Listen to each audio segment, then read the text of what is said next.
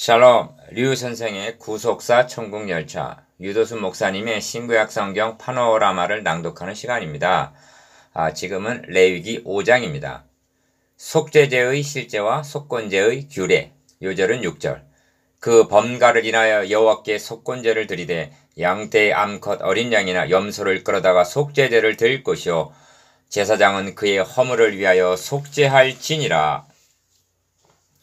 5장은 크게 두 주제로 되어 있는데 4장부터 계속되는 속죄제의 실제와 그리고 속건제에 대한 규례입니다.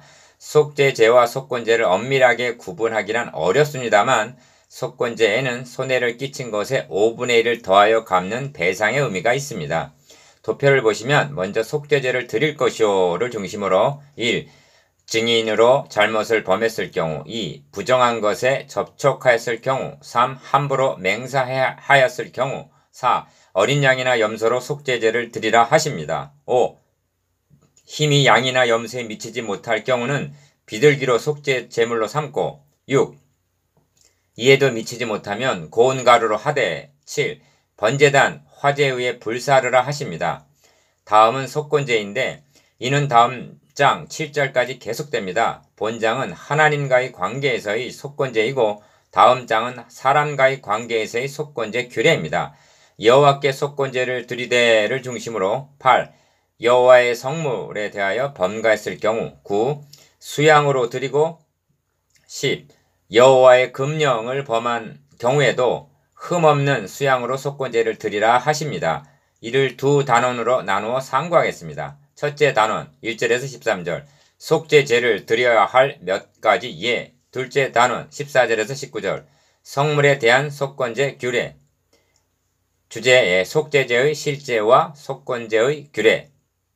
기억 5장의 속죄제 규례는 4장에 대한 상론이라 할 수가 있습니다. 어떤 경우에 속죄제를 드려야 하는지 몇 가지 예를 들고 있고 특히 주목하게 되는 것은 가난한 사람들을 위한 배려에서 고운 가루를 속죄제물에 허용을 하신다는 점입니다. 속죄제물로 허용을 하신다는 점입니다. 이는 파격적인 일입니다. 니은 도표에서 표시된 대로 본문에는 사함을 얻으리라는 말이 4번 10절, 13절, 16절, 18절이나 나타납니다. 이를 통해서 깨닫게 되는 것은 아무 일에 범가하였노라 자복하기만 하면 5절 70번씩 7번이라도 용서해 주시겠다는 사랑과 자비와 긍휼의 풍성하심입니다. 이 점에서 다시 한번 상기해야 할 점은 신의 산에서 돌비만을 주시지 않고 성막의 식양, 즉 사함을 받을 수 있는 번제단, 물두멍 등을 주신 하나님을 찬양해야 한다는 점입니다. 디귿, 다음은 속건제인데 속죄제와 어떻게 다른가? 본물, 그러니까 본래 물건이죠. 5분 1을 더하여 돌려보내라 16절, 그 다음에 6절에서 5절 하신 말씀에 그 의미가 나타난다 하겠습니다. 속건제는 일종의 손해배상에 해당이 되는 제사제도입니다. 인간이 하나님께 끼친 손해는 즉 하나님의 거룩하신 이름에 모독을 돌린 이를 자기 아들로 하여금 배상케 하시려는 것이 속건제를 통하여 계시하시려는 바입니다. 십자가를 앞에 놓고 성부자 간의 대화를 들어보십시오. 아버지여 아버지의 이름을 영광스럽게 하옵소서 하시니 이에 하늘에서 소리가 나서 가로되 내가 이미 영광스럽게 하였고 또 다시 영광스럽게 하리라 하십니다. 요한복음 12장 28절. 주님이 담당하신 십자가에는 인간이 하나님의 이름을 욕되게 한 것에 대한 속건제도 함의되어 있음을 인식해야만 합니다. 리을, 속건제에는 두 방면이 있는데 누구든지 여호와의 성물에 대하여 그릇 범하였거든 15절 하나님께 대한 것과 누구든지 남의 물건을 막거나 6장 2절라고 한 대인관계에서 손해를 끼친 경우입니다. 이럴 경우 손해를 끼친 본물을 돌려주기만 하면 되는 것이 아니라 5분의 1을 더해서 배상을 하라는 말씀입니다. 삭개오가 만일 네 것을 토색한 일 있으면 4배나 갚겠나이다. 누가복음 19장 8절 한 것이 이를 나타냅니다. 이 점에서 각성해야 할 점은 배은망덕한 인간은 하나님의 거룩하신 이름과 영예에 엄청난 손해를 끼친 에스겔 36장 20에서 23절 그러한 가해자라는 점입니다. 그리고 삶의 현장에서 손해를 끼친 일이 대신이든 하나님께 대하여든 대인이든 사람에 대하여든 간에 궁극적으로는 하나님께 대한 범죄 창세기 39장 9절 사무엘하 12장 13절이라는 점입니다. 그러므로 메시아 예언으로 유명한 이사야 53장에서는 여호와께서 그로 상함을 받게 하시기를 원하사 질고를 당케 하셨은즉 그 영혼을 속건제물로 드리게 이르면 이사야 53장 10절 하고 주님이 담당하실 대속사역을 속건제물이라고 말씀하십니다. 첫째 단원 1절에서 13절 속죄제를 드려야 할 몇 가지 예. 첫째 단원은 4장에서부터 계속되는 속죄제에 대한 규례입니다. 구체적인 사례를 드시는데 1. 첫째 사례는 누구든지 증인이 되어 맹세시키는 소리를 듣고도 그 본 일이나 아는 일을 진술치 아니하면 죄가 있나니 그 허물이 그에게로 돌아갈 것이요. 1절. 기억. 즉 진실을 말하지 않고 침묵하는 죄의 경우에도 속죄제를 드리라 하십니다. 이는 하나님의 공의에 반하는 처신이기 때문입니다. 이 점에서 내가 만일 복음을 전하지 않으면 증인이 되지 않고 침묵하면 내게 화가 있을 것이미로다. 고린도전서 9장 16절이라고 한 말씀을 상기하게 합니다. 2. 둘째 사례는 누구든지 부정한 들짐승의 사체나 부정한 가축의 사체나 부정한 곤충의 사체를 무릇 부정한 것을 만졌으면 부지중에라 할지라도 그 몸이 더러워져서 허물이 있을 것이요. 2절. 기억. 혹시 부지중에 사람의 부정에 다닥쳤는데 그 사람의 부정이 어떠한 부정이든지 그것을 깨달을 때에는 허물이 있을 것이요 합니다. 3절. 2절 3절 안에는 부정이라는 말이 무려 7번이나 나오고 부지중, 알지 못하는 중이죠. 이라는 말도 2번이나 나옵니다. 부지중에 부정한 것을 만졌거나 2절 접촉 3절 했을 경우에는 부정해짐으로 속죄제를 드려야 한다는 것입니다. 이처럼 부정해지지 않기 위해서는 정신을 차리고 분별하는 삶을 살아야 할 것입니다. 이는 하나님의 백성들이 성별된 삶을 살아가기를 얼마나 원하시는가를 나타냅니다. 3. 셋째 사례는 혹 누구든지 무심 중에 입으로 맹세를 발하여 악을 하리라 하든지 선을 하리라 하면 그 사람의 무심 중에 맹세를 발하여 말한 것이 어떠한 일이든지 깨닫지 못하다가 그것을 깨달았을 때에는 그 중 하나에 허물이 있을 것이니 4절. 즉 거짓 맹세의 경우입니다. 기억. 무신론자들은 해나 달 같은 것을 두고 맹세하지만 하나님의 백성들이 하는 맹세에는 하나님의 거룩하신 이름이 결부되는 것입니다. 그런데 경솔히 맹세했다가 지키지 못하게 되면 죄가 된다는 것입니다. 니은 이 중에 하나의 허물이 있을 때는 아무 일에 범가하였노라 자복하고 5절. 이 점이 중요하고도 어렵습니다. 자복이란 자신의 잘못을 인정하는 일인데 타락하여 자기중심이 된 인간은 여간해서 자신의 잘못을 인정하려 하지 않기 때문입니다. 다윗도 내가 토설치 아니할 때 종일 신음함으로 내 뼈가 쇠하였도다 합니다. 그런데 하나님은 주의 손이 주야로 나를 누르시오니 시편 32편 3절에서 4절 즉 어서 토해내라 하고 다윗의 목을 주야로 눌렀다는 것입니다.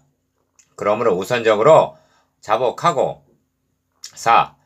그 범가를 인하여 여호와께 속건제를 드리되 양떼 암컷 어린 양이나 염소를 끌어다가 속죄제를 드릴 것이요 제사장은 그의 허물을 위하여 속죄할지니라 합니다. 6절. 5. 만일 힘이 어린 양이 미치지 못하거든 그 범가를 속하기 위하여 산비둘기 둘이나 집비둘기 새끼 둘을 여호와께로 가져가되 하나는 속죄 제물을 삼고 하나는 번제물을 삼아 7절.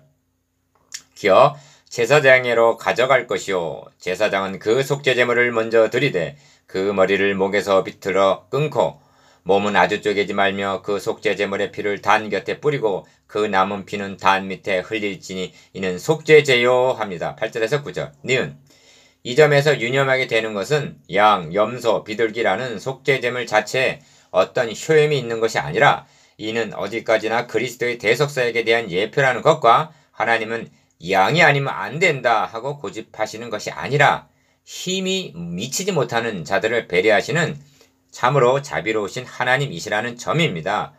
디귿 그 다음 것은 규례대로 번제를 드릴지니 제사장이 그의 범가를 위하여 속한즉 그가 사함을 얻으리라 하십니다. 10절 속죄제를 말씀하는 문맥에서 번제를 드릴지니 하는 말씀이 나오는데 이 관계성에 중요한 의미가 있습니다. 속죄제가 끝이 아닙니다. 죄를 사함받는 자들은 번제, 즉 헌신의 삶을 살아야 할 책임이 있는 것입니다. 그렇다고 번제가 먼저도 아닙니다. 속죄제를 드린 다음에 번제를 드리라는 것입니다. 그리고 양이나 비둘기나 차별 없이 사함을 얻으리라 하고 말씀하십니다. 6. 만일 힘이 산비둘기 둘이나 집비둘기 둘에도 미치지 못하거든 그 범죄를 인하여 고운 가루 에바 10분위를 예물로 가져다가 속죄 제물로 드리되 이는 속죄제인즉 그 위에 기름을 붓지 말며 유향을 놓지 말고 11절 기억 고운 가루로 속죄제를 드리는 것을 허용을 하시다니 이는 힘이 없는 자들을 생각하시는 파격적인 자비가 아닐 수가 없습니다. 그런데 이 점에 있어서도 간과하지 말아야 할 두 가지 점이 있습니다. 니은 첫째는 이는 속죄제인데 인즉 그 위에 기름을 붓지 말며 유향을 놓지 말고 한 말씀입니다. 고운 가루를 소제로 드릴 때는 기름과 유향을 첨바라 하셨습니다. 2장 1절 왜냐하면 여호와께 향기로운 냄새 2장 2절 9절 즉 아름다운 삶에 대한 예표이기 때문입니다. 그런데 이는 속죄제인즉 그 위에 기름을 붓지 말며 유향을 놓지 말라는 의미가 무엇인가? 거기에는 죄가 타는 냄새만이 있을 뿐이기 때문입니다. 7. 둘째로 명심해야 할 점은 그것을 제사장에로 가져갈 것이요 제사장은 그것을 기념물로 한 움큼을 취하여 단 위 여호와의 화제물 위에 불사를 지니 12절이라고 한 말씀입니다. 기억 단 위 여호와의 화제물 위에 불사를 지니 한 말씀을 유념하시기를 바랍니다. 번제단 위에는 항상 불이 피어 있었고 그 위에는 상번제로 드린 제물이 드려지고 있었던 것입니다. 속죄제로 드린 고운 가루를 그 위에 사르라 하는 것입니다. 그렇다면 고운 가루로 드리는 속죄제도 피 없는 제사가 아닌 것이 됩니다. 이는 속죄제라 제사장이 그가 이 중에 하나를 범하여 얻은 허물을 위하여 속한즉 그가 사함을 얻으리라. 그 나머지는 소제물같이 제사장에게 돌릴지니라. 12절 하반절에서 13절 하고 변함없이 사함을 얻으리라 하십니다. 둘째 단원 14절에서 19절 성물에 대한 속건제 규례 둘째 단원은 속건제에 대한 규례인데 다음 장 7절까지 계속됩니다. 여호와께서 모세에게 일러 가라사대 14절 8. 누구든지 여호와의 성물에 대하여 그를 범하였거든 여호와께 속건제를 드리되 15절 상반절 기억 앞에서 말씀드린 대로 속건제에는 대신 하나님에 대하여 대인 사람에 대하여의 두 방면이 있는데 본 단어는 여호와의 성물과 관계되는 속건제입니다. 그러니까 여호와의 성물을 속되게 취급하였을 경우 나 또는 마땅히 여호와께 드려야 할 성물을 드리지 않은 경우도 해당이 됩니다. 9. 너의 지정한 가치를 따라 성수의 세겔로 몇 세겔 은에 상당한 흠없는 수양을 때 중에서 끌어다가 속건제로 드려서 15절 하반절 기억 성물에 대한 번가를 갚되 그것의 5분의 1을 더하여 제사장에게 줄 것이요 제사장은 그 속건제의 수양으로 그를 위하여 속한즉 그가 사함을 얻으리라 합니다. 16절 이처럼 5분의 1을 더하여 라고 말씀함은 속건제가 배상의 제사임을 나타냅니다. 10. 다음은 만일 누구든지 여호와의 금령 중 하나를 부지 중에 범하여도 허물이라 벌을 당할 것이니 17절 기억 그는 너의 지정한 가치대로 양떼 중 흠없는 수양을 속건제물로 제사장에게로 가져올 것이요 제사장은 그의 부지 중에 그릇범한 허물을 위하여 속한즉 그가 사함을 얻으리라. 이는 속건제니 그가 실로 여호와 앞에 범가함이니라 합니다. 18절에서 19절 니은 여기 명심할 점이 나타나는데 여호와의 금령을 하나를 범하여도 17절이라는 말씀입니다. 이럴 경우 4장 2절에서는 속죄제를 드리라 하셨는데 5장에서는 속건제를 드리라 하신다는 점입니다. 이는 무엇을 의미하는가? 하나님의 백성들이 범하는 모든 죄는 속죄죄의 의미만이 아니라 속건죄, 즉 여호와의 이름에 손해를 끼치는 것이 된다는 점입니다. 이 점을 다음 장에서 살펴보게 되겠습니다만 다윗이 우리아의 아내 밧세바를 범하였을 때 나단 선지자는 이 일로 인하여 여호와의 원수로 크게 회방할 거리를 얻게 하셨다 하고 말합니다.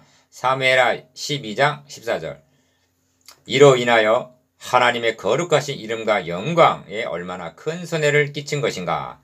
그렇다면 속죄죄만이 아니라 속건죄를 드려야 한다는 말씀입니다. 10일 묵상해 보겠습니다. 기억 속죄죄와 속건죄의 다른 점과 연관성에 대해서.